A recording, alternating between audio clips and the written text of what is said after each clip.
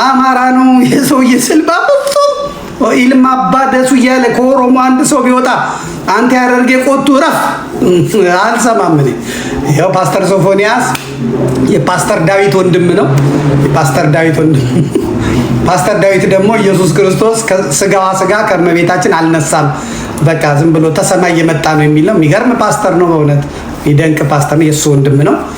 የፓስተር አባታቸው ደግሞ መኖክሴ ናቸው። ወንድማቸውም እንደዚሁ ኦርቶዶክሳውያን ናቸው። ግን ፓስተር ሶፎንያስ ደግሞ እያጠበ ነው። እነዚህ የአባቱ ሃይማኖቱም ነው። እሱም ከልጅነቱ ቤተክርስቲያን ያደገ ነው። ስለዚህ እዚህ ጴንጤ ውስጥ ያለውን ነገር በደንብ እንዲያወጣ ይሄን ኮተቱን ቆሻሻውን እንዲያወጣ እግዚአብሔር የላከው ነው። በእውነት እግዚአብሔር የላከው ነው። ተሐድሶቹንም ይሄ ሚስት አግብቶ የወጣ ነው ምናምን ስለ ተሐድሶቹንም እርስ በርስ እያናከሰ ነው። ዛዛ ሚዲያው ላይ እየጠራ እነ መሪጌታ ጽጌ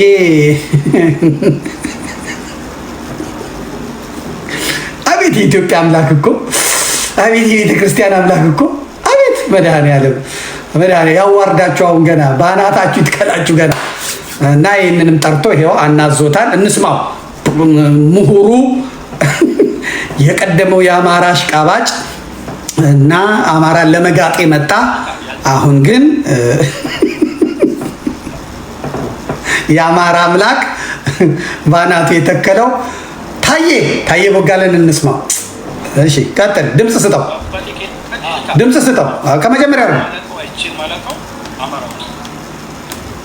ድምጽ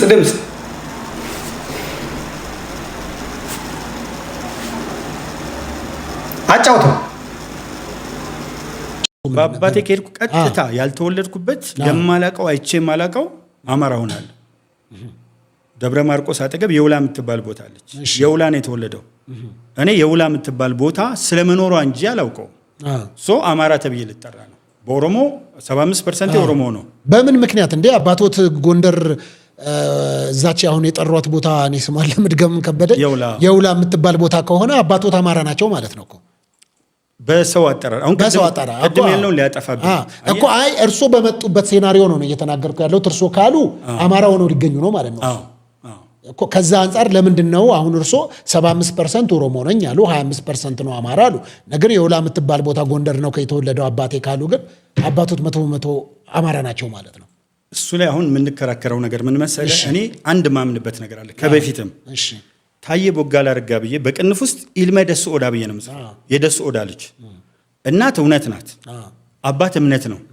እኔ ሰዎች ባመጡት ካቴጎሪ ውስጥ ምንድነው በህዋትም ጊዜ በእንትንም የነበረው አንድ ሰው ራሱን አይደንቲፋይ ማድረግ የሚችለው በራሱ ፍላጎት ላይ ተመስርቶ ነው። ይሄንን ካለ አይደለም ልትለው አትችልም። አይ ለምን እርሶን ለምሳሌ የሚያነሳውት አለ ለመጣበቅ ብለው ነው ኦሮሞ ነኝ የሚለውን ነገር ለምን መረጡት ብለው እዚሁ ሊያነሱቦት ስለሚችል ነው። እኔ አጥርተው እንዲሄዱ ነው። ምርጥ ሀሳብ ነው። ወደ ፌስቡክ የመጣሁት የዛሬ 15 ዓመት ነው። ስመጣም ታዬ ቦጋለ አረጋ ኢልመ ደሱ ኦዳ ብዬ በእያንዳንዱ ቦታም ስንቀሳቀስ ኦሮሞ ነው እና ምን አገባኝ መስለስ የመጀመሪያው ቲንክ ታንክ ቡድን ይሄ መገርሳው የሳሚለው ንግግር በኢትዮጵያ ታሪክ ውስጥ የመጀመሪያው ቲንክ ታንክ ሶስቱን አሁን ወደ አማራ ኢትዮጵያ ቴሌቪዥን የተላለፈ እኔ ለምሳሌ የተገኘሁት ከኦሮሞ ብሔር ነው ብዬ ነው የጀመርኩት። በማን ጊዜ? በህዋት ዘመን ኦሮሞ በሚሳደድበት ኢሬቻው 800 ሰው በሚያልቅበት አርቲስት ኤቢሳ አዱኛ ከመኪና ኋላ በተጎተተበት ኦሮሞ በሙሉ ቢፋቅ ኦነግ ነው በሚባልበት ዘመን በአደባባይ ኢትዮጵያ ቴሌቪዥን ላይ የተላለፈ ማንም ሰው ከፍቶ ሊያዩ ይችላል። መስከረም 16 እሱን ተውና ወደ ገደለው ኦሮሞ ነኝ ብዬ ነው። አንተ ማለት አይደለም ነው እኮ እያልን ከመጀመሪያው ነው ባይዘው ለምን ጎጃም አንተ ደግሞ ጎንደር ላይ ነው እንደ ደግሞ አፉ እንትን ያለው ከርሶ በምን ልንጠብቅ እንችላለን? ይሄንን ወንድሜ ትክክል ነህ እኮ አይነሳው። ግን ምንድነው እኔ የትም ቦታ ስሄድ አሜሪካም ስጠየቅ ኦሮሞ ነኝ ያልኩ ለምን ካላልክ አይቀበሉ አሜሪካም ጭምር የግዴታ ነገር መጻፍ። ኢትዮጵያ ውስጥ ደግሞ እያንዳንዱ ሰው መታወቂያው ላይ ጭምር ባይዘው በህይወት አሉ። ከአዜብ ወርቁ ከምትባለው ድንቅ ጋዜጠኛና ደረጃ ኃይሌ ታውቀዋለህ? ከሱ ጋር ባደረኩት ቃለ መጠይቅ መታወቂያ ላይ ጭምር ብሔረሰብ መኖር የለበትም ብሔር መኖር የለበትም ብዬ የደራው ጨዋታ ፕሮግራም ላይ ላይቭ ተላልፎ አስነስተውታል። ከገጻቸው ላይ 2 ቀን ያደረግነው በተለያየ ጊዜ ዲስከሽን የኛ ብቻ ተለይቶ በህዋት ትእዛዝ ተነስቷል ከእንትን ላይ ያ ግን ግዴታ ስለሆነ እኮ እርሱ ለምን መረጡት? ኦሮሞ ግዴታ ስለሆነ ምርጫ አይደለም መረጡት እንጂ ምክንያቱም ሰው ሲጠራ በአባቱ ነው። እንደውም አንዱ እኮ ችግር እኮ የሚፈጠረው ሰው በአባቱ ይደረግና የእናት ለምን አይጨመርም? አሁን ላይ ለምሳሌ ተነስተው የመጡ ከዚህ በፊትም እዚህ ሚዲያ ላይ ኢንተርቪው ያደረግኳቸው ሰዎች አሉ። 50% ከእናት ይወሰዳት፣ 50% ከአባት ነው የሚወሰደው። ምን ስለሆነ ነው የአባት? ነገር ግን እርስዎ እንደ አንድ የመጽሐፍ ቅዱስም መምህር እንደነበሩ አውቃለሁ። አሁን ያሉበት ሁኔታ ባላውቅም እኔ በቃሊቲ አካባቢ መጽሐፍ ቅዱስን ሲያስተምሩ አውቃለሁ።